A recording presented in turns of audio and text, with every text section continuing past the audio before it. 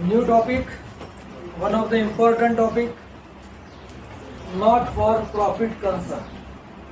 12th HSC board जिसका weightage भी काफी अच्छा है एग्जाम में, from exam point of view बहुत इंपॉर्टेंट टॉपिक है। सीए फाउंडेशन में भी ये टॉपिक आपको देखने को मिलेगा। तो ऐसे ये इंपॉर्टेंट टॉपिक आज हम शुरू कर रहे हैं। तो that is called as not for profit concern. Okay, देखा जाए तो दुनिया का हर बिजनेस प्रॉफिट के लिए किया जाता है। कोई बिजनेसमैन ऐसा मिलेगा नहीं कि जो कहेगा कि भाई मुझे प्रॉफिट नहीं कमाना है। होगा कोई ऐसा? Of course not. क्योंकि जो बिजनेस कर रहा है बट ऑफ कोर्स वो प्रॉफिट तो सोचेगा कि मुझे प्रॉफिट मिलना चाहिए। बिना प्रॉफिट के बिजनेस करूंगा तो क्या फायदा, बराबर है। लेकिन हमारा टॉपिक तो है not for profit concern. Concern मतलब बिजनेस या ऑर्गेनाइजेशन। तो फिर ऐसा क्या है कि टॉपिक का नाम ही है कि नॉट फॉर प्रॉफिट, कि प्रॉफिट के लिए है ही नहीं हम लोग। So do you know any kind of business which is not for profit? है कोई दुनिया में ऐसा बिजनेस जो प्रॉफिट के लिए नहीं है? पीछे से एक हाथ ऊपर आ रहा है। Sorry, educational field. भाई तू एजुकेशनल इंस्टीट्यूट में बैठ के ही बोल रहा है, सबको हंसी आ रही है। ऐसा तो हो नहीं सकता कि एजुकेशन फील्ड में भले फिर हम क्लासेस हो, कोचिंग इंस्टीट्यूट हो, कॉलेजेस हो, स्कूल्स हो, ये लोग प्रॉफिट नहीं कमाते। ऐसा लगता है? नहीं लगता, पॉसिबल ही नहीं हम लोग प्रॉफिट कमाते हैं। ओके, अगर अपने सिटी के आजू बाजू में अगर हम देखें तो काफी स्कूल ऐसे जिनकी सालाना फी, एनुअल फीस लाख रुपए, 1.5 लाख रुपए, 2 लाख रुपए। That is also for first standard, second standard and third standard school, बराबर है। मतलब स्कूल की फीस फर्स्ट टू 10 अगर हम सोचे तो 1 लाख से लेके 2 लाख तक। सो दे आर अर्निंग प्रॉफिट और नॉट? Lots of. ओके, सो मेरे ख्याल से एक जो कहा गया एजुकेशन फील्ड,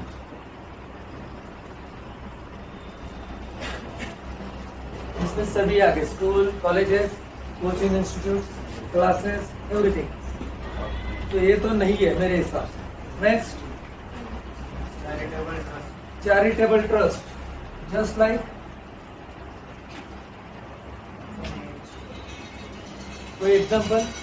बीइंग ह्यूमन, जिसे हम एनजीओ भी कह सकते हैं, बराबर है, नॉन गवर्नमेंट ऑर्गेनाइजेशन।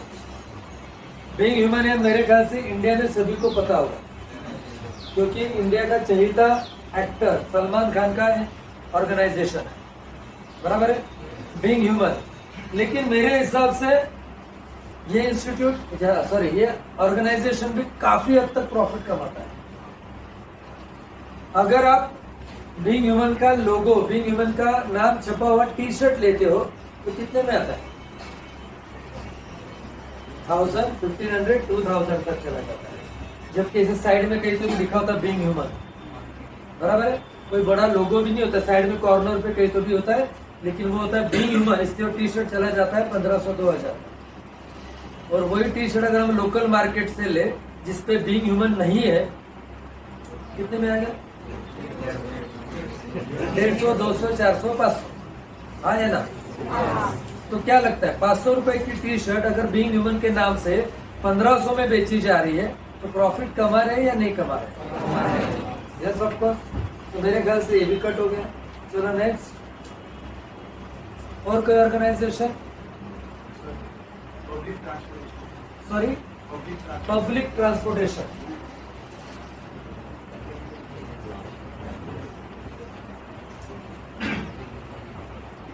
जैसे हमारे सिटी में सिटी बसेस है। अगर बम्बई की बात करी जाए, मुंबई की बात करी जाए तो वहाँ पे लोकल है। दिल्ली में, मुंबई में, पुणे में मेट्रोज है। These are the public transport. Yes और नो? बीच में हमारे सिटी के अंदर जो सिटी बसेस चलती थी वो कुछ महीनों तक बंद थी। पता है क्यों? स्ट्राइक था। क्यों स्ट्राइक था? ये एक ही रीजन था कि और कुछ था? सैलरी नहीं मिल रही थी। तो सैलरी क्यों नहीं मिल रही थी? लॉस में थे।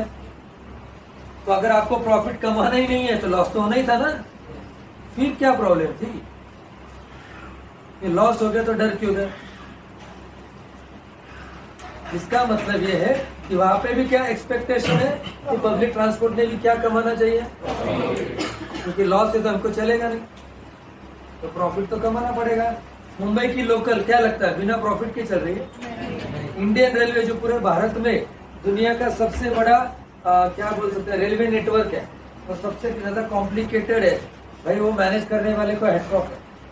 तो इतना कॉम्प्लिकेटेड रेलवे नेटवर्क है अपने देश का, और बहुत अच्छी तरह से चल रहा है। लेकिन क्या लगता है बिना प्रॉफिट के चल रहा है? तो फिर इसमें पब्लिक ट्रांसपोर्ट में तो ये भी आ जाते हैं एयरलाइंस, एयर इंडिया, तो वो भी बिना प्रॉफिट का चल रहा है, कमा रहा है प्रॉफिट, कमा रहा है। तो चलो ये भी कट हो गया। नेक्स्ट,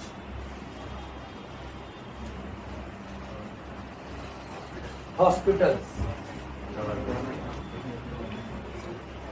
यार ये तो बोलो ही मत आप, कोविड में देख लिया हमने, कोरोना पीरियड में देख लिया, जिस बीमारी का कोई इलाज नहीं था, जिसपे कोई मेडिसिन नहीं थी, उसके लिए 10-10 लाख रुपए बिल भर रहे थे लोग। हाँ या ना? आए दिन हम लोग सुनते रहते हैं कि इस हॉस्पिटल में किसी ने जाके बवाल कर दिया, या फिर कोई पुलिस केस हो गई, क्यों? तो उसने बिल बहुत ज्यादा चार्ज कर लिया। और जितने भी कॉर्पोरेट हॉस्पिटल अपने सिटी में है या मेट्रो सिटीज में होते हैं, क्या लगता है इतने बड़े बड़े हॉस्पिटल्स जहाँ पे डॉक्टर लोगों की सैलरी होती है सालाना नहीं, मंथली 2 लाख 4 लाख 5 लाख रुपए महीना सैलरी दी जाती है, तो इतने बड़े बड़े हॉस्पिटल बिना प्रॉफिट के चल सकते? ये भी नहीं हो सकता।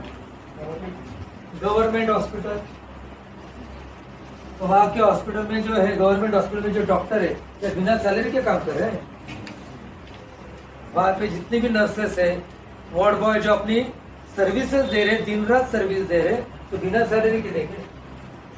जैसे गवर्नमेंट हॉस्पिटल है, पब्लिक ट्रांसपोर्टेशन गवर्नमेंट है, 100%। और ऑर्फनेज, यहाँ थोड़ा सा वर्ड बदल देते, जितने भी अनाथालय वृद्धाश्रम है सब लोग, बराबर है? अंदर जितने भी अनाथालय होंगे, वृद्धाश्रम होंगे, सभी उसमें, बराबर है? हाँ या ना? चले जाओ अपने क्लास से 500 मीटर भी नहीं, 200-300 मीटर पे अनाथालय, बराबर है? जाके देखो, फॉरेन से फंडिंग आता है। अगर हम हमारे बर्थडे के दिन वहां पे चले जाए, उनको पूछे कि भाई आपको किसी चीज की जरूरत है क्या, उनका कहना नहीं है, हमें तो कोई जरूरत ही नहीं, क्योंकि उनको पता है हम दे दे के क्या देंगे, हमारे बर्थडे को चॉकलेट देंगे, किसी 2-4 बच्चों को कपड़े दे देंगे, कोई ज्यादा दिलदार हुआ तो 2 फैन दे देगा गिफ्ट, बराबर है? लेकिन उन सभी अनाथालय या वृद्धाश्रम में फॉरेन से पैसा आता है, डोनर होते हैं उसके पास, तो वहां पे भी तो काफी स्टाफ होता है, ये सभी स्टाफ को भी तो सैलरी देनी पड़ेगी, वहां पे इलेक्ट्रिसिटी चार्जेस आते हैं, इलेक्ट्रिसिटी के बिल पेड करने पड़ेंगे, साफ सफाई वाले हैं या बाकी भी काफी खर्चा होता ही रहता है, तो बिना पैसे का, बिना प्रॉफिट का हो नहीं सकता। Yes sir. तो क्या बचा? ये भी तो होता है, और कुछ महात्मा पुरुषों के, साधु संतों के आश्रम होते, देखो, that can be. Yes sir, no? क्यों? अच्छा, फंडिंग आता है तो प्रॉफिट हो ही जाता है। या अगर आप देखो तो काफी आश्रमों में लोगों के लिए कुछ मेडिसिन बेची जाती है, धूप अगरबत्ती बेची जाती है, नोटबुक्स बेची जाती है, काफी प्रोडक्ट है जो बेचे जाते हैं, हाँ या ना? तो उसमें से भी तो प्रॉफिट होता है कि नहीं होता? तो यार कुछ मिल ही नहीं रहा है, ऐसा एक भी बिजनेस नहीं मिल रहा है कि जहाँ पे प्रॉफिट नहीं है। मिला किसी को अब तक? तो मेरा ये कहना है, मेरा ये मानना है कि दुनिया का हर ऑर्गेनाइजेशन, दुनिया का हर प्रोफेशन, दुनिया का हर बिजनेस प्रॉफिट कमाता है। शुरुआत तो भाई मुझसे हो गई,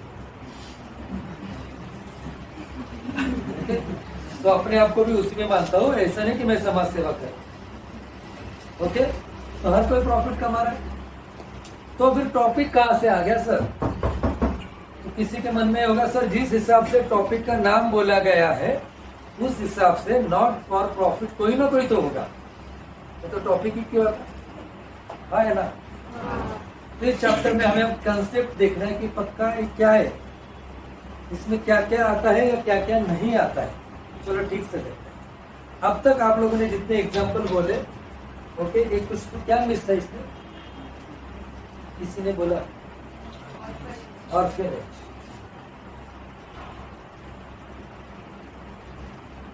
ओके, तो मैंने अभी 2 मिनट पहले बड़ी जिम्मेदारी से बोला, I am accepting my statement, कि इसमें से कोई भी बिजनेस ऐसा नहीं कि जो प्रॉफिट नहीं कमाता है।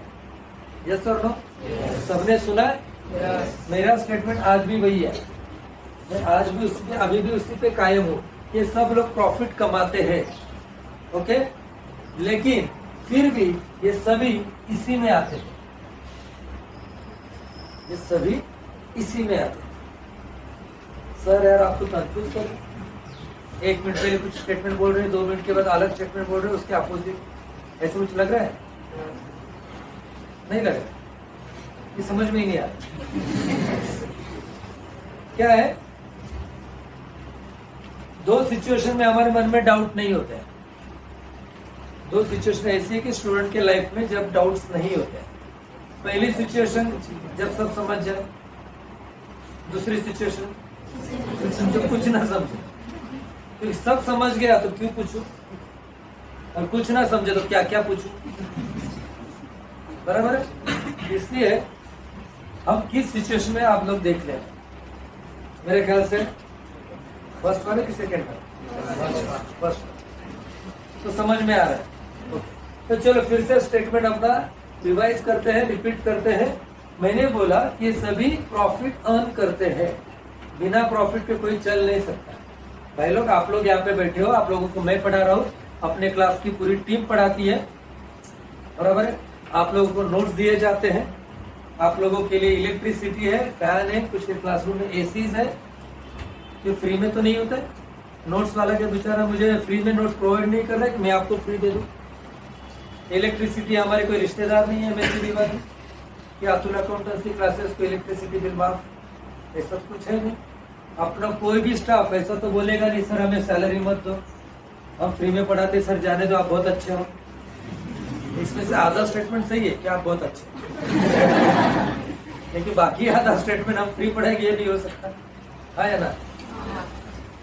तो इससे प्रॉफिट हम कमाते बॉस, ओके। और हर कोई चाहता है कि हमारा प्रॉफिट का ग्राफ जो है दिन ब दिन ऐसा चला जाए। कोई कहेगा कि मेरा प्रॉफिट ऐसा चला जाए? बराबर है? तो ये सब प्रॉफिट कमाते हैं, फिर भी ये सब इसी कैटेगरी में आते हैं, दैट इज नॉट फॉर। क्या है ऐसा, क्यों है ऐसा, वो देखो। जब आप बिजनेस करते हो, उस बिजनेस करने के पीछे आपका इंटेंशन क्या है, आप किस उद्देश्य से, किस उद्देश्य के साथ बिजनेस कर रहे हो, इस पे डिपेंड करता है कि आपका business not for profit concern है या सिर्फ प्रॉफिट कंसर्न। फॉर एग्जाम्पल हम हर एक की बात करेंगे। एजुकेशन फील्ड कोई भी हो, respected all colleges, all schools, all coaching institute, all classes, हमारा मेन पहला उद्देश्य है कि भाई एजुकेशनल सर्विसेज दी जाए। और जो हम एजुकेशनल सर्विसेज देते हैं उसके लिए हम रिजनेबल आपसे कुछ चार्जेस करें, बराबर है? इसीलिए अगर आप हर कॉलेज में देखो, हर स्कूल में देखो, हमारे जैसे हर क्लासेस में देखो, तो कुछ percentage of number of students हम फ्री भी पढ़ाते हैं, हर कॉलेज में होता है। कई बार हमारे पास स्टूडेंट्स आते हैं कि सर घर की हालत थोड़ी पतली है, कोरोना की वजह से तो काफी गड़बड़ हो चुकी है, तो हम काफी स्टूडेंट्स को उसमें डिस्काउंट भी दे देते हैं। आज भी क्लास में कुछ बच्चे जिनको डिस्काउंट दिया गया है, कुछ बच्चे फ्री में पढ़ रहे हैं अपने इस क्लास में। तो अगर सिर्फ प्रॉफिट कमाना, सिर्फ प्रॉफिट अर्न करना, ये अगर अकेला हमारा उद्देश्य होता ऑब्जेक्टिव होता, अगर वो अकेला इंटेंशन होता, तो हम बच्चों को फ्री पढ़ाते थे? नहीं पढ़ाते थे। किसी बच्चे को हम डिस्काउंट देते थे? Of course not. तो हमारा मेन उद्देश्य है कि भाई 2-4 बच्चे, 10 बच्चे, 20 बच्चे फ्री पढ़ ले तो कोई दिक्कत नहीं, क्योंकि बाकी बच्चे तो पैसे देने वाले हैं। तो मेन इंटेंशन हमारा है कि एजुकेशनल सर्विस हमें देंगे। सो हमारा प्रॉफिट अर्निंग जो है वो सेकेंड मोटिव है, या थर्ड मोटिव हो सकता है, या फोर्थ मोटिव हो सकता है, लेकिन फर्स्ट नहीं है। फर्स्ट क्या है? To provide the educational services. Getting my point? I am talking about all the colleges, universities, schools, coaching institutes, classes, about all, not only about Atul Accountancy. I am talking about all. Getting my point? आ रहा है समझ में? So, providing educational services is the first intention. इसलिए ये किसमें आ जाते हैं? Charitable trust, NGO. But of course Salman Khan T shirt महंगा बेचता है, लेकिन भाई उस पैसे से वो काफी हद तक लोगों की मदद करता है, चैरिटी करता है। अगर मुझे किसी को मदद करनी है, अगर मुझे किसी को डोनेशन देना है, तो पहले मेरे पास हो तो सही, बराबर है। पीछे व्हाट्सएप पे एक मैसेज आया कि कभी कभी लगता है कि ये मोह माया, पैसा, प्रॉपर्टी, स्टेट सब छोड़ दूं, लेकिन नीचे था साला पहले कमा तो लूं, कमाऊंगा नहीं तो छोड़ूंगा कहां से, बराबर है। इसलिए Salman Khan but of course T shirt महंगा बेचता है, सॉक्स महंगा बेचता है, जीन्स महंगी बेचता है, लेकिन उस पैसे से वो क्या करता है? लोगों की मदद करता है। कोविड पीरियड में काफी मदद की उसने, काफी हजारों लोगों को उसने खाना खिलाया था। काफी जो फ्लड अफेक्टेड है, कुछ अलग एरियाज होते हैं, वहां पे उसकी मदद होती है। इसलिए उसके लिए जो एनजीओ से पैसा आता है वो अपने खुद के लिए यूज नहीं करता है, वो क्या करता है? चैरिटी में यूज करता है। इसलिए profit earning is not important, उसमें से चैरिटी उसे करनी है, उसे लोगों की मदद करनी है। इसलिए उसका जो एनजीओ है, या कोई भी एनजीओ हो, अपने इंडिया में हजारों एनजीओ है, हजारों चैरिटेबल ट्रस्ट है, ये सब क्या करते हैं? प्रॉफिट अर्निंग सेकेंडरी पार्ट है, कोई ना कोई सर्विस देना इंपॉर्टेंट है। पानी फाउंडेशन सुना होगा आपने, बराबर है। किसका था? आमिर खान। ओके, नाम फाउंडेशन भी था एक, नाना पाटेकर एंड मकरंद अनासपुरे, बराबर है। इन लोगों का भी जो फाउंडेशन है that is also NGO. Okay, ऐसे काफी ये लोग, ये क्यों एग्जांपल दिया कि थोड़े सेलिब्रिटी लोगों के तो ज्यादा पता होते हैं। और एक जो मैं खुद उसका पार्ट हूँ, बीजेएस, भारतीय जैन संगठन, ये भी एक एनजीओ है। ये भी हजारों लाखों लोगों को कुछ ना कुछ अलग अलग किस्म की सर्विसेज प्रोवाइड करते हैं। इन शॉर्ट जो भी चैरिटेबल ट्रस्ट है, एनजीओ है, उनका प्रॉफिट अर्निंग इंटेंशन सेकेंड या थर्ड हो सकता है, लेकिन फर्स्ट इंटेंशन क्या होगा?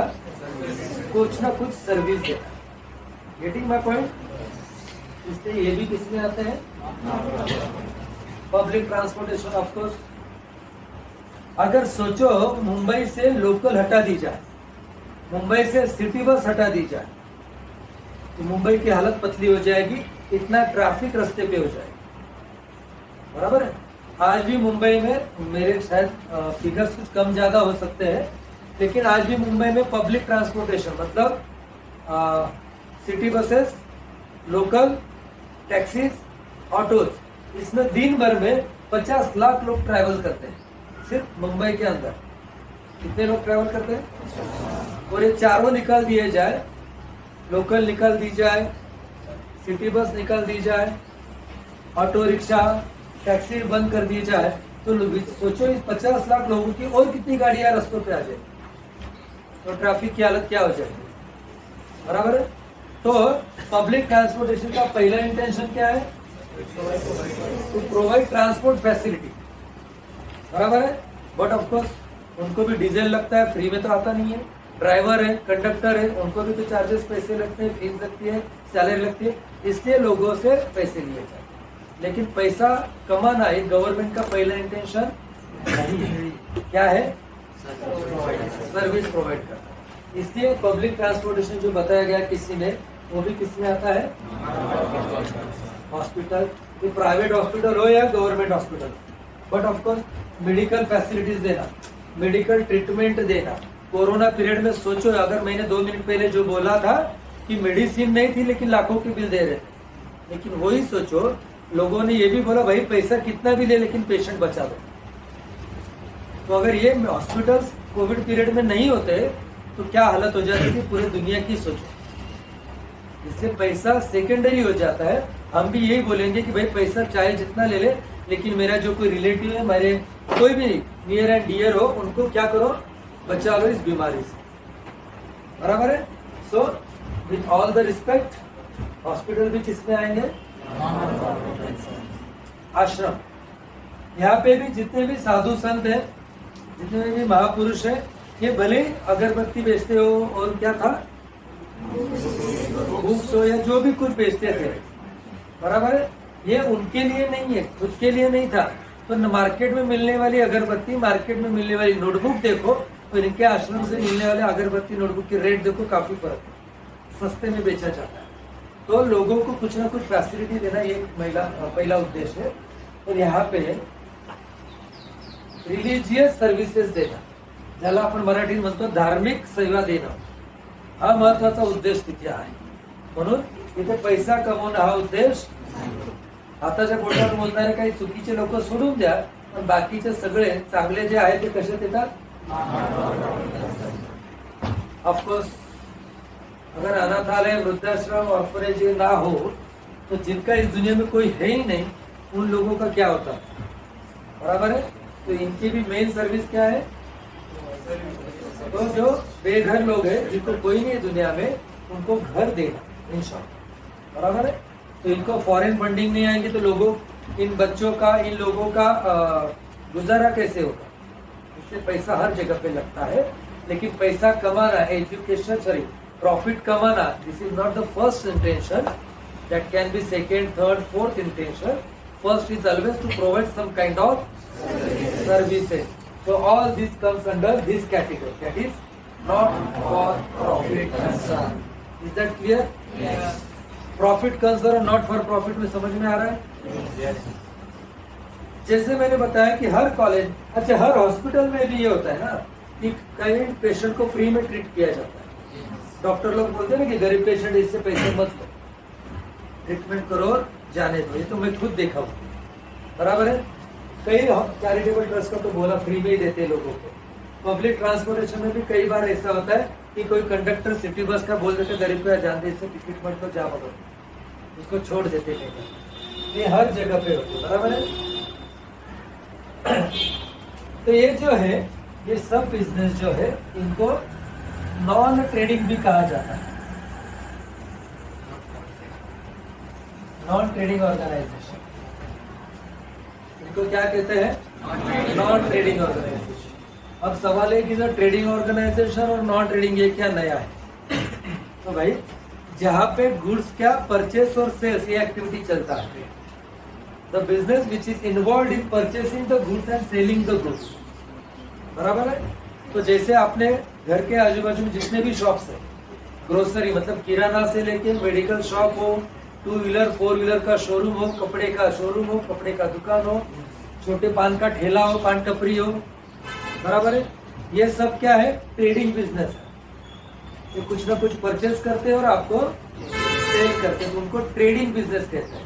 लेकिन जो नॉट फॉर प्रॉफिट कंसर्न है वो क्या होते हैं, non trading organisation. Education field, classes में कुछ खरीद बिक्री परचेस सेल होता है, ऐसा कभी सुना है कि मैंने बॉम्बे से कुछ स्टूडेंट परचेस किया और नासिक में भेज दिया? मुझे कभी सुना है किसी बच्चे ने, मुझे फोन आया सर बहुत मंदी चल रही है यार, 25 बच्चे चाहिए थे। फिर किसी कॉलेज ने बोला सर थोड़ा फ्री सैंपल तो भेजो पहले। उसमें से नहीं sir, not as per sample, not as per sample, goods damage in transit, लेके जाओ सर आपका माल वापस। ऐसा कुछ होता है। तो क्लासेस, कॉलेज, क्लासेस, स्कूल्स कुछ भी हो, इसमें परचेस सेल नहीं होता है भूमि, बराबर है। इसमें हम स्टूडेंट्स का परचेस सेल कुछ करते नहीं है। Getting my point? So my business is non trading organisation. Getting my point? नहीं तो डिमांड कैसे कैसे आएगी? सर स्मार्ट बच्चा चाहिए, सर हाइट बच्चा चाहिए, सर थोड़ा सावला होगा तो चला कि हाइटेड बच्चा चाहिए या बच्ची चाहिए। बराबर है। एजुकेशन कैसा भी हो सर, दिखने में स्मार्ट चाहिए। तो ऐसे ऐसे डिमांड आएंगे ना कॉलेजेस से अगर परचेस से लो, क्योंकि जो हम परचेस करते हैं उसमें हमारी चॉइस बहुत होती है। टी शर्ट लेने चले जाओ, 10 देखेंगे और 11वां पसंद पड़ेगा। बराबर है। साड़ी लेने जाओ, 100 देखेंगे, एक भी पसंद नहीं पड़ेगी। सच में यही होता है। और भाई डेयरिंग देखो लेडीज लोगों की, अगर आप कभी अभी तो बच्चे हो, अपने माता जी के साथ चले जाओ, साड़ी देखो, साड़ी परचेज करने चले जाओ किसी दुकान में, पूरा अंबर लग जाता है। वो सेल्समैन जो है ना, जितनी भी साड़ियाँ दुकान में अच्छी अच्छी सब निकाल के देता है। ये जितने 100, 50, 100, 200, 300 साड़ी देखने के बाद भी लेडीज का सवाल होता है, इसमें नया कुछ नहीं है, अभी ये कौन सी दिखेगी? तो बाबा आदम के जमाने में। और उस सेल्समैन के मुंह पे बोलेगी बाजू वाले की, चल बाजू वाले दुकान में। होता है कि नहीं? सब पूछो इनको। या फिर ये 200 साड़ी लगने के बाद बोलो नीचे वाली फिर से दिखाओ। इसलिए हमारे मामा जी है, उनका हमेशा कहना है कि लेडीज शॉप में जॉब करने वाले सेल्समैन को ना हार्ट अटैक कभी नहीं आता, उसको आदत होती है ऐसे धक्के सहन करने। और उसी सेल्समैन को बोलेंगे साड़ी पहन के दिखाओ, वो बेचारा भी यार पहन के दिखाओ, उसको पल्लू ऐसा लो। होता है, यही होता है। अच्छा चलो टू द पॉइंट। तो वहां पे चॉइस होती है, यहाँ पे परचेज सेल हम करते हैं, so we don't have choice. ऐसे हर जगह पे देखो कुछ परचेज सेल होता है कि नहीं होता है? तो इसलिए सब बिजनेस क्या है? Non trading organisation. हमारे पास ट्रेडिंग एक्टिविटीज कुछ नहीं होती। आ रहा है समझ में कि हेवी हो रहा है? कोई सवाल यहाँ तक, कोई क्वेश्चन, डाउट?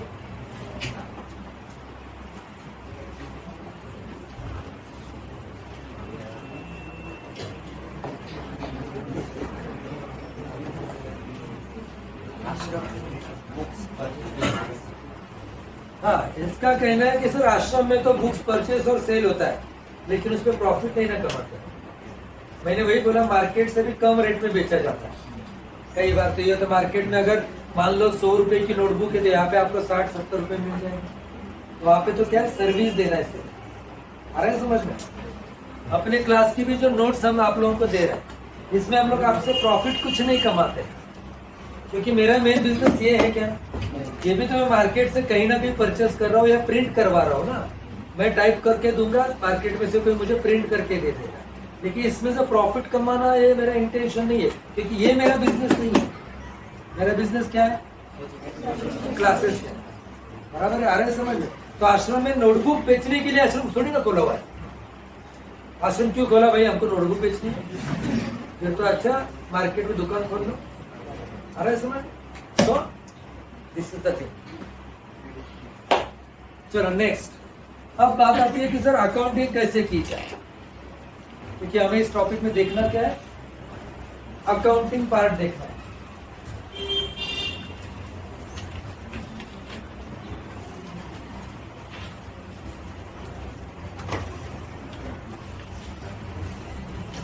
अब जैसे मैंने बोला, एक एग्जांपल देना रह गया कि ट्रेडिंग बिजनेस जो है, मतलब नॉन ट्रेडिंग नहीं, ट्रेडिंग की बात कर रहा हूँ। जो ट्रेडिंग बिजनेस है, those are not covered under the those are profit concern. Okay. फिर किसी ने मुझे पूछ लिया सर ऐसा कैसे कह सकते हो आप? ठीक है, जैसे मैंने बोला, बताया, एग्जांपल दिया कि कई हॉस्पिटल्स में कई डॉक्टर्स पेशेंट को फ्री में चेक कर लेते हैं, फ्री में ट्रीटमेंट कर लेते हैं। हाँ या ना? Of course yes. तो ट्रीटमेंट से याद आया, एक अपनी बॉलीवुड की सिंगर है पलक मुच्छर, का नाम किसी ने सुना होगा तो। She is doing very great job. आज तक उसने, नंबर एग्जैक्टली मुझे याद नहीं है, सैकड़ों हजारों छोटे बच्चों के हार्ट ऑपरेशन फ्री में करवाए। तो जितने भी गाने वो गाती है, सिंगर है, उसमें से जो भी पैसा कमाती है वो एक फाउंडेशन में, एक एनजीओ में डालती है और उससे क्या करती है, हॉस्पिटल में जाके उन बच्चों की ट्रीटमेंट फ्री में करवाती है, वो भी हार्ट के ऑपरेशन करवाती है। So this kind of great job she is doing. तो हाँ, तो ये हो गए एनजीओ के काम या हॉस्पिटल या क्लासेस के काम कि हम भी बच्चों को फ्री पढ़ा लेते हैं। लेकिन किसी ट्रेडिंग ऑर्गेनाइजेशन को सुना है कि लोगों को फ्री में सब दे रहा है? अपने नासिक के सराफ बाजार में चले जाओ, कोई सराफ आपको पता है जो गरीब लोगों को फ्री में सोना दे रहा है? चैरिटी है कोई? मर्सिडीज का शोरूम, मर्सिडीज का ओनर, पैसा कितना होगा उसके पास? आज तक सुना है किसी को मर्सिडीज फ्री में दे दिए गरीब आदमी को? कोई गरीब बेचारा पैदल चल रहा था, पैरों में चप्पल नहीं थी, कपड़े फटे हुए थे, उसको बुला के बोला ये ले चाबी, तुझे मर्सिडीज फ्री। वो सब फटे हुए कपड़े में घूमेंगे, बराबर है? तो these are not doing this kind of business. तो वो इसलिए ट्रेडिंग ऑर्गेनाइजेशन में आते हैं और वो प्रॉफिट ऑर्गेनाइजेशन में आते हैं। हाँ, उससे कमाया हुआ बिजनेस में कमाया हुआ पैसा किसी और एनजीओ में डाल के वहां से करेंगे, लेकिन डायरेक्टली मर्सिडीज फ्री नहीं देंगे या सोना चांदी फ्री में डायरेक्टली नहीं देंगे। कमाया हुआ पैसा किसी ऑर्गेनाइजेशन के थ्रू करेंगे, क्योंकि फिर वो ऑर्गेनाइजेशन, वो एनजीओ नॉट फॉर प्रॉफिट हो जाएगा। Is that clear? आ रहा है समझ में? चलो अब अकाउंटिंग की बात करते हैं। जैसे हमें पता है कि ये जो बिजनेस होता है ट्रेडिंग ऑर्गेनाइजेशन, मतलब हमारे गली का किराना दुकान, जो हमारे गली में हमारे घर के आजू बाजू में होता है, ग्रोसरी शॉप, और एक होता है नॉन ट्रेडिंग, मतलब नॉन प्रॉफिट ऑर्गेनाइजेशन, बराबर है? इसमें हमने पिछले साल 11th में देखा था इसका जो फाइनल अकाउंट होता है वो कैसे बनता है। फाइनल अकाउंट में हम क्या क्या बनाते हैं? सबसे पहले trading account, profit and loss account, correct? ये 3 अकाउंट और स्टेटमेंट हम बनाते थे। इसमें 2 अकाउंट एक स्टेटमेंट, बराबर? ये हम लोग बनाते थे पिछले साल। अगर इस साल इसकी बात करें हम, नॉन प्रॉफिट ऑर्गेनाइजेशन मतलब नॉन ट्रेडिंग ऑर्गेनाइजेशन की, तो इसका फाइनल अकाउंट कैसे बनेगा? नहीं बन पाएगा। क्यों नहीं बनेगा? क्योंकि हमें पता है ट्रेडिंग अकाउंट में हम 4 इंपॉर्टेंट बातें लिखते हैं। Opening stock, purchases, sale, closing stock. Yes और नो? Getting my point? ये 4 बातें opening stock, purchase, sale, closing stock लिखते थे, जो हमारे बिजनेस में होती ही नहीं है। अतुल अकाउंटेंसी क्लासेस का ओपनिंग स्टॉक का मतलब क्या होगा? पिछले साल के पढ़े हुए बच्चे इस साल आए, नए परचेस करें, उसमें से कुछ और कुछ बच्चे बेचे नहीं गए। इससे कुछ होता है क्या भाई? With all due respect, students के साथ ऐसा नहीं होता। सो किसी भी कोचिंग इंस्टीट्यूट में ये बातें नहीं हो सकती है, इसलिए हमारे पास ट्रेडिंग अकाउंट नहीं बनता है, हॉस्पिटल में भी, और किसी एनजीओ जो हमने एग्जांपल लिखे थे अभी उनमें ये नहीं बनता है, बराबर है? ये क्या हो गया कि ट्रेडिंग अकाउंट नहीं बनेगा। प्रॉफिट एंड लॉस अकाउंट भी नहीं बने, क्योंकि हम कुछ परचेस ही नहीं कर रहे, कुछ सेल ही नहीं कर रहे, तो हमारा प्रॉफिट लॉस का मतलब क्या है? प्रॉफिट किसे कहते हैं? 100 रुपए की चीज अगर 120 में बेच दूं तो 20 रुपए मेरा प्रॉफिट हो गया, या 100 रुपए की चीज अगर 80 रुपए में बेच दूं तो 20 रुपए मेरा लॉस हो गया। लेकिन मैं अगर कुछ परचेस सेल ही नहीं कर रहा हूं तो मेरा कोई प्रॉफिट या लॉस का मतलब नहीं बनता, इसलिए मेरे पास प्रॉफिट एंड लॉस अकाउंट भी नहीं बनेगा, ये भी बनेगा, क्योंकि हर ऑर्गेनाइजेशन को कुछ ना कुछ एसेट्स तो होंगी। अतुल अकाउंटेंसी क्लास की बात कर लो, ये white board itself my asset, benches it's our asset, AC fan is our asset, classroom is our assets, books are my assets, furniture is my asset, sound system is my asset. Yes sir? On the other hand liabilities होती है, bank loan लिया हुआ है, that is my liability, salary अगर मुझे teacher लोगों को देनी बाकी है तो दैट इज माय लायबिलिटी, जिससे नोट्स प्रिंट करवा रहा हूं उसका अगर पेमेंट देना बाकी तो दैट इज माय लायबिलिटी। तो भाई हमारे पास एसेट्स और लायबिलिटीज होती है तो क्या बनेगा, बैलेंस शीट बनेगा, बराबर है। बाकी ट्रेडिंग और प्रॉफिट एंड लॉस नहीं बनेगा। तो यहाँ तक तो क्लियर हो गया होगा, 10% हो गया, इसका बात खत्म हो गया। चलो बैलेंस शीट बनेगा, यहाँ तक तो समझ में आ गया, यस और नो? हेवी हो रहा है बहुत, समझ में आ रहा है पक्का? तो क्लास के बाद पूछो सर टॉपिक कौन सा था, ऐसा तो नहीं होगा ना कार्तिक, पक्का? ओके। तो नेक्स्ट, जैसे मैंने बताया कि हमारे पास प्रॉफिट एंड लॉस अकाउंट नहीं बनेगा because we don't have profit और loss concept in our business, but we do have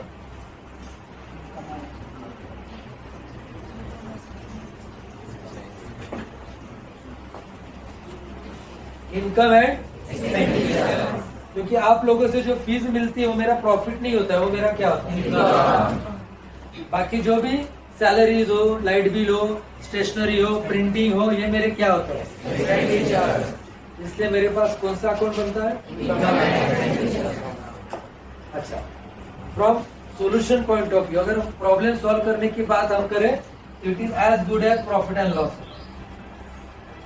कुछ चेंज नहीं है, रूल वही रहेंगे, डेबिट ऑल एक्सपेंसेस है, क्रेडिट ऑल गेन्स है, उसी रूल से चल रहा है। तो मतलब नाम बदल दिया, पैटर्न वही रहेगा, ओके। तो लेकिन ये याद रखना कि ये प्रॉफिट नहीं होता है, लॉस नहीं होता है, ये हमारा एक तो इनकम होता है या फिर एक्सपेंडिचर होता है। Is that clear? सबसे इंपॉर्टेंट बात, ये जितने भी नॉन प्रॉफिट ऑर्गेनाइजेशन होते हैं, जो नॉन ट्रेडिंग भी होते हैं, हमारे पास क्रेडिट ट्रांजैक्शंस नहीं होती है। क्रेडिट उधारी पे बिजनेस नहीं करते हैं, क्योंकि हमारे नॉन ट्रेडिंग में और क्या क्या आता है, लॉयर आता है, चार्टर्ड अकाउंटेंट्स आते हैं, इंजीनियर्स आर्किटेक्ट्स आते हैं, ये सभी किसमें आते हैं, नॉन प्रॉफिट ऑर्गेनाइजेशन। तो लॉयर के पास अगर कोई चला जाए क्लाइंट, तो ये कहता है सर अभी केस लड़ लो और पैसे लिख के रखो, अगली केस में दूंगा। अब तो क्या आना जाना बना ही रहेगा, पहली तो चोरी की है, पहला तो डकैती की है। तो ऐसा लिख करके रखो, उधारी रखो, ऐसा हमारे बिझनेस में। डॉक्टर के पास चला जाए कोई पेशंट हॉस्पिटल में, अहो लिहून ठेवा ना, पहिलाच अटॅक आलाय, पुढच्या अटॅकला देतो पैसे, असं काही होतं? डॉक्टर लिहिणार का? नाही, म्हणून हॉस्पिटलला पहिले काय म्हणतात, काउंटरला पहिले पैसे जमा करा, मग आम्ही ऑपरेशन थिएटर मध्ये गेलो। हंसी मजाक साइड, चलो कल पता चले कुछ हॉस्पिटल वाले यहाँ पे आ जाए झगड़ा कर, विथ ऑल ड्यू रिस्पेक्ट ना, तो बोलना पड़ता है और जरूरी है और है भी। तो हमारे पास क्रेडिट ट्रांजैक्शंस नहीं होती है, 99.99% क्या होता है, कैश ट्रांजैक्शन, बराबर है। So we do have cash. अगर कैश ट्रांजैक्शन है तो हम क्या बनाएंगे, ऑफकोर्स कैश अकाउंट बनाएंगे। इसका नाम यहाँ पे सिर्फ बदल जाएगा,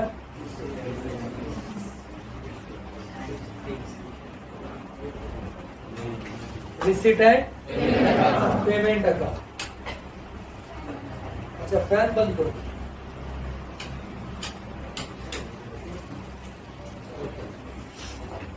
बेटा वहां की लाइट ऑन कर दो। तो यहाँ तक ठीक है, आ रहा है समझ में? तो एक अकाउंट कंपल्सरी क्या बनेगा, रिसीव एंड पेमेंट, मतलब दूसरा क्या बनेगा, मतलब तीसरा, क्योंकि हमें पता है already, admission, retirement, death, dissolution हर जगह पे हमने देखा हुआ है, हर जगह पे बैलेंस शीट हमने बनाया, तो सेम बैलेंस शीट यहाँ पे भी बनेगा, एसेट साइड और तो कुछ खास बात नहीं है, क्लियर? ये दो अकाउंट है, और ये भी ना हमको पता है, ये भी तो हमने बनाया, admission, retirement, date, dissolution. 11th में कैश बुक पढ़ा हुआ है हमने, single entry, sorry single column cash book, double column cash book, triple column cash book, पेटी कैश बुक, याद आ रहा है कुछ? वही रिसीट है, क्योंकि कैश बुक के अगर हम याद करें तो डेबिट क्रेडिट नहीं लिखते थे, हम क्या लिखते थे, रिसीट है, वही है। आ रहा है समझ में? चलो आगे बढ़ते हैं। 10-15 मिनट का काम बाकी है, थोड़ा इंट्रोडक्शन फिर आज का खत्म हो जाएगा। ओके, तो प्रॉब्लम में क्या होता है? प्रॉब्लम में हमें रिसीट एंड पेमेंट अकाउंट दिया होगा, हमें बनाना क्या है? इनकम एंड एक्सपेंडिचर अकाउंट बनाना होगा। ओके, ये this will be our problem. इसके नीचे कुछ एडजस्टमेंट होगी। बोर्ड HSC की बात करूं तो 5 एडजस्टमेंट मैक्सिमम आती है। किसी एक प्रॉब्लम में कई बार 6 आ जाए तो ठीक है, लेकिन मैक्सिमम 5 एडजस्टमेंट आती है।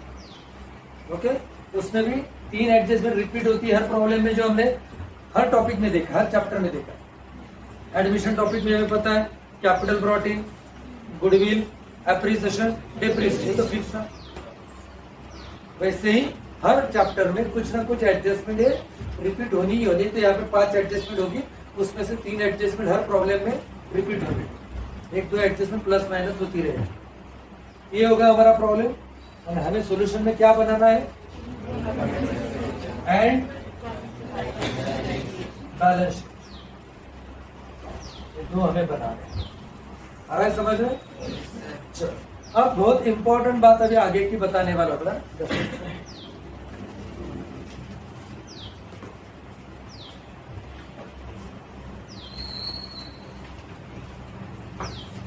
रिसीट एंड पेमेंट अकाउंट और income and expenditure account. Okay, इसमें ठीक से देखो क्या होता है। अकाउंट्स के 2 अलग अलग मेथड्स होते हैं। अकाउंट मेंटेन करने के 2 अलग अलग मेथड्स होते हैं, जो हमने सीए फाउंडेशन थोड़ा डिटेल में देखा था। HSC में 12 तक ज्यादा डिटेल एक्सपेक्टेड नहीं होता है, लेकिन फाउंडेशन लेवल में काफी डिटेल में होता है। ओके, तो अकाउंट मेंटेन करने के 2 मेथड होते हैं। ये दोनों अकाउंट 2 अलग अलग मेथड से मेंटेन किए जाते हैं। This will be maintain under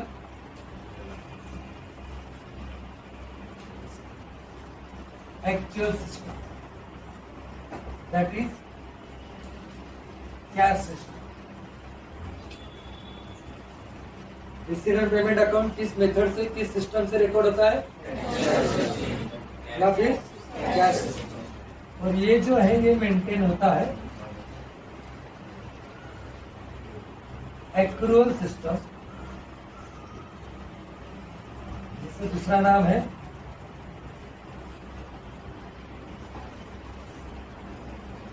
mercantile system. इस सिस्टम के नाम है, जो कई सालों से है। 11 से हमने जो सीखा हुआ है, 11 से जो हम पढ़ रहे हैं, वो सब इसी अंडर सीखा, एक्रूअल एंड मर्केंटाइल सिस्टम। दोनों में फर्क क्या है, शॉर्ट में देखेंगे, ज्यादा डीप में, ज्यादा डिटेल में अभी जाने की जरूरत नहीं। जैसे जैसे हमारा चैप्टर आगे बढ़ेगा, जैसे जैसे हम नए नए प्रॉब्लम्स रोज देते रहेंगे, ये बातों बातों में एक्सप्लेन होता रहेगा, ज्यादा डिटेल में समझ में आता रहेगा। ओके, तो इसलिए हम ज्यादा डिटेल में अभी नहीं जाएंगे, अभी थोड़ा सा बॉर्डर लाइन हम समझने की कोशिश करेंगे। एक्चुअल सिस्टम या कैश सिस्टम क्या होती है? This system says if the transaction happens actually get it recorded.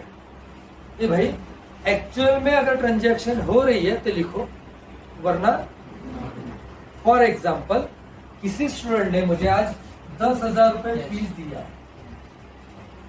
Actually मुझे कितना दिया है? 10,000 रुपए दिया है। ये सिस्टम क्या कहती है? एक्चुअली मिल गया आपको? मैंने कहा मिल गया, तो लिखो। तो क्या करो? लिखो, get it recorded in the books of account. ये सिस्टम में थोड़ा सवाल पूछती है। ये पूछती कि कितना मिला आपको? मैंने बताया 10,000।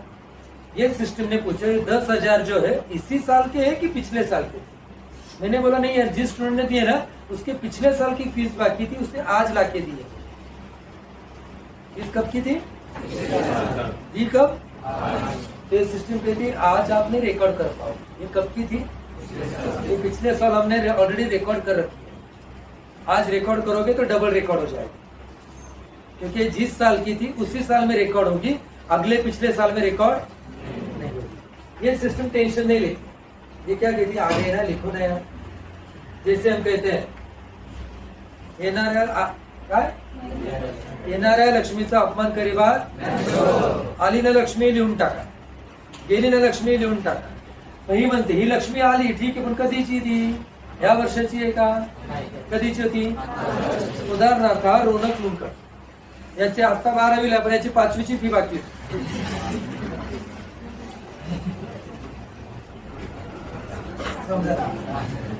मग त्याने 5th स्टँडर्डची फी मला आज दिली, मग ती आज नाही लिहिता येणार, कारण की तो जेव्हा 5वीला होता तेव्हा मी लिहिलेली होती, तो उस वक्त लिखी थी, तो आज अगर लिखूंगा तो क्या हो जाएगा? और 5 साल पहले में, अभी 7 साल हो गया ना 5वीं, मतलब 7 साल पहले का इनकम आज दिखेगा मेरे बुक्स ऑफ अकाउंट, जो कि इस साल का इनकम है ही नहीं मेरा। वो कब का इनकम था?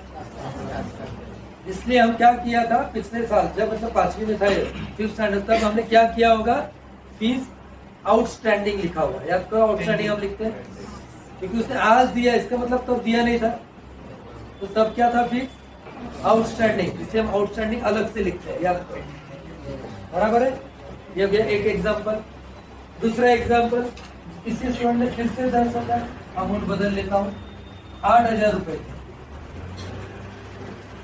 ये सिस्टम कहती है लिख दो। मिल गए ना आपको? मैंने बोला हाँ मिल गए, तो लिखो ना यार, ज्यादा टेंशन नहीं लेना। ये सिस्टम सवाल ज्यादा पूछता है। इसने पूछा पैसे किसने दिए, मैंने बताया सिद्धि ने दिए। ये सिस्टम ने पूछा पूरा 8,000 12th का ही है क्या, मैंने बोला नहीं, इसमें से 5,000 12th का है, 3,000 अगले साल का उसने दे दिया है। इस साल का कितना है?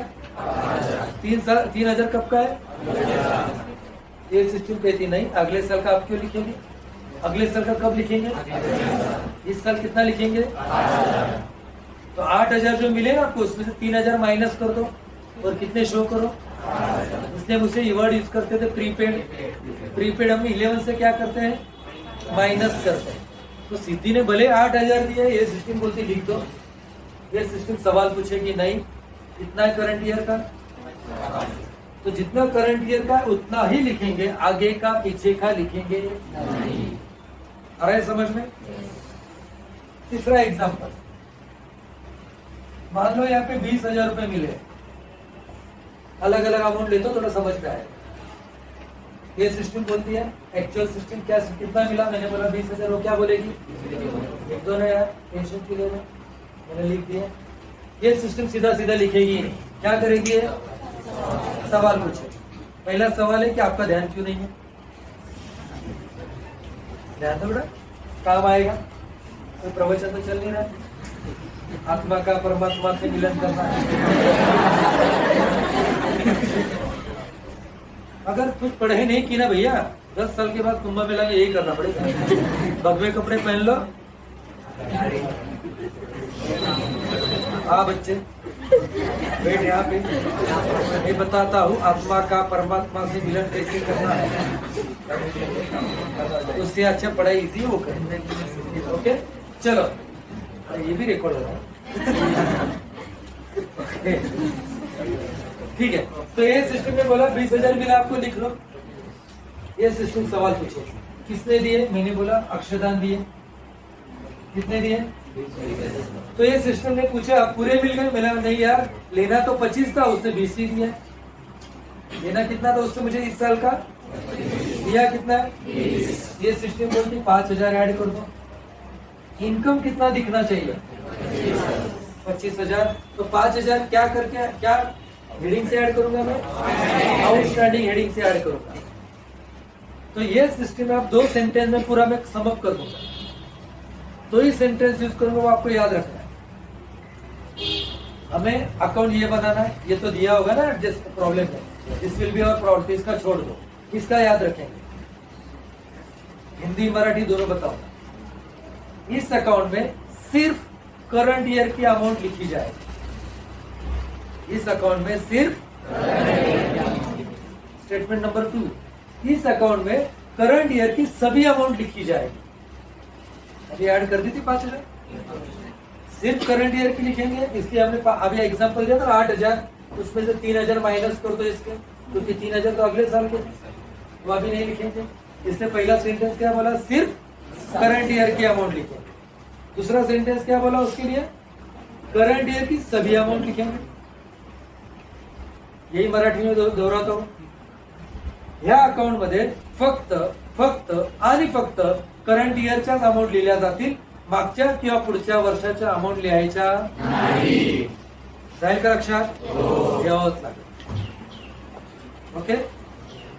सो मागच्या किंवा पुढच्या वर्षाच्या अमाऊंट लिहायच्या कोणत्या अकाउंट मध्ये? आधी कोणती सिस्टीम फॉलो केली जाते? तुमचं दुसरं नाव काय? सो पहिलं वाक्य फक्त फक्त आणि फक्त करंट इयरच्याच अमाऊंट लिहायच्या. वाक्य नंबर 2 स्टेटमेंट नंबर 2 करंट इयरच्या सगळ्या अमाऊंट लिहिल्या पाहिजे. एकही अमाऊंट सुटता करता कामा सगळ्या अमाऊंट लिहिल्याच असं कोण म्हणतं? मर्चंट नाही, mercantile. Mercantile system. Getting my point?